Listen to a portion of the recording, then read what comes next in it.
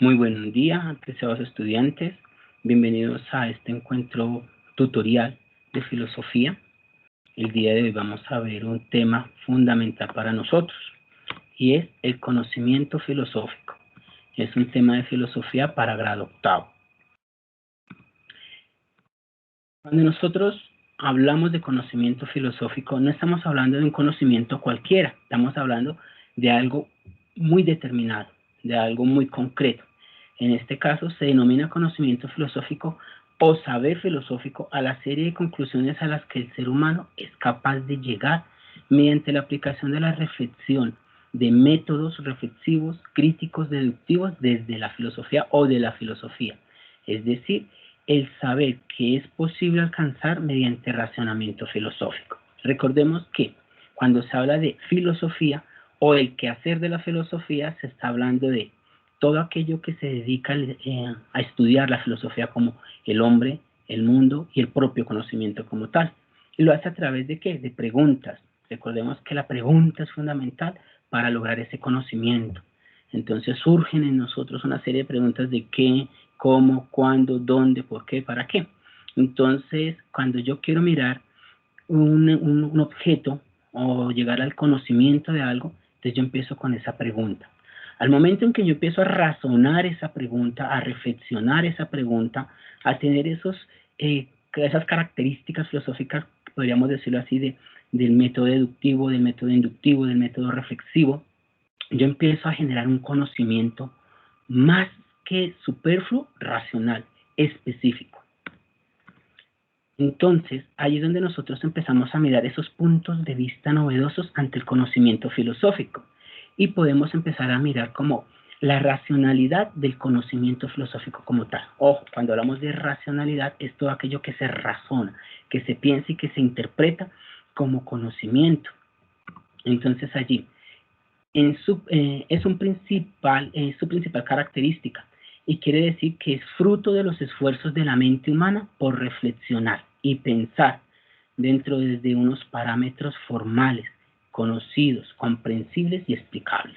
O sea, por reflexionar y pensar de manera lógica, es decir, una manera ordenada, una manera estructural. A eso le llamamos racionalidad. Pero también tiene otro punto de vista novedoso, como es el espíritu crítico. Cuando nosotros estamos hablando de ese espíritu crítico, no es criticón, nada, sino es esa postura que nosotros tenemos hacia un tema, un objeto o una situación o incluso un fenómeno que se nos va a presentar. Entonces, el conocimiento filosófico es crítico. Esto quiere decir que juzga la validez de sus propios argumentos. No están diciendo cosas por decirlas, no están argumentando por salir del paso, sino que lo quiere juzgar para ratificar esa validez, para darle fuerza a esa validez del argumento. De esta manera, verifica si incluye contradicciones, inconsistencias, falacias o problemas inherentes a las premisas elegidas. Cuando hablamos de premisas, hablamos de oraciones o hablamos de conclusiones que se van a llegar a dar. O en premisas elegidas, perdón, el razonamiento aplicado o la conclusión obtenida. Cuando estamos hablando de esa conclusión, de ese resultado, ¿sí? Es de esa criticidad que se da. Es decir, ya se ha pasado a juzgar, ya se ha pasado a explicar y se ha experimentado. Ya tenemos una conclusión obtenida. Tenemos que entender que también dentro de este conocimiento filosófico o este razonamiento filosófico se dan unas categorías. Como ellas, empezamos la racional.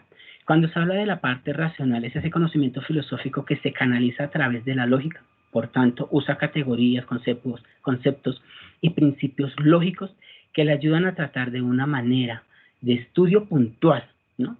Carece completamente de un argumento emocional, es decir, nosotros no nos vamos por el yo creo, el yo pienso, el me imagino, sino ya algo puntual.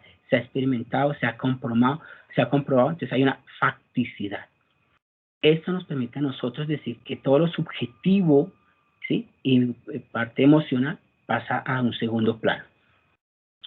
También es sistemático, este conocimiento es sistemático. ¿Por qué es sistemático? Cuenta con un orden específico. Sus principios se clasifican en conceptos y categorías que sirven para sustentar teorías y argumentos de forma coherente. ¿Qué quiere decir? Yo no voy a llegar a la loca, a lo acelerado, a lo primero, no, sino sigo un paso a paso, un proceso para poder llegar a ese argumento de forma coherente. ¿Qué quiere decir coherente? Veraz, que tenga una explicación, que tenga un análisis, y ese sistema es ese paso a paso. También, como lo habíamos visto anteriormente, también es crítico. ¿Por qué es crítico? Pasa todas las afirmaciones por un filtro y juzga su validez con el objetivo de determinar si existen contradicciones o problemas con su afirmación. Durante este proceso, emite juicios de valor con base a la realidad que predomina. ¿Qué quiere decir esos juicios de valor? Es decir, yo estoy dando una afirmación, o estoy dando un argumento, o estoy dando una posible respuesta, pero que genera, de cierta manera, otro tipo de posturas, que también son respetables. E incluso, muchas de esas posturas las podemos tomar como, digamos, muestra para mirar nuestro propio pensamiento. Es analítico. ¿Por qué nosotros decimos que es analítico? Porque a pesar de que puede abarcar cualquier tema, el conocimiento filosófico se centra en categorías puntuales, del todo detallado conceptos y teorías de forma particular. ¿Qué quiere decir esta categorización? Entonces, cuando analizan, nosotros veíamos en algunos casos el pensamiento deductivo, inductivo. Entonces, en este caso es el inductivo porque se va a lo particular y de lo particular se expande. Entonces allí va tomando como algo detallado, algo paso a paso. Entonces, esos conceptos y esas teorías de forma particular se van generando en el ser propio. ¿Listo? Otra categoría que es histórico. Dentro de esa categoría histórica, nosotros decimos que el conocimiento nuevo filosófico no sale de un momento a otro, pero sí está ligado a un contexto histórico, social, que nos permite a nosotros entender la realidad de un lugar e incluso de una situación como tal. Entonces, esa unión que se da dentro del conocimiento a la historia es porque no es lo mismo que nosotros hablemos de un conocimiento a principios de siglo como el que hacemos hoy. O mejor aún, miremos el conocimiento que se daba desde un colegio presencial al conocimiento que se da hoy en un colegio virtual. Entonces, es más condensado, es más directo, no es algo expandido, sino es algo más concreto. Vemos que también es totalizador. ¿Por qué nosotros estaríamos diciendo que el conocimiento filosófico es totalizador? Como se dijo anteriormente, el conocimiento filosófico puede abarcar a cualquier disciplina o ciencia incluso, pero tiene su especificidad también en cada una de las ciencias. Las abarca porque las estudia, las cuestiona, las interroga, pero también tiene esa parte especificada y esa parte totalizada. Entonces, cuando hablamos de ese punto de vista, podemos conjugar aquí esas dos perspectivas.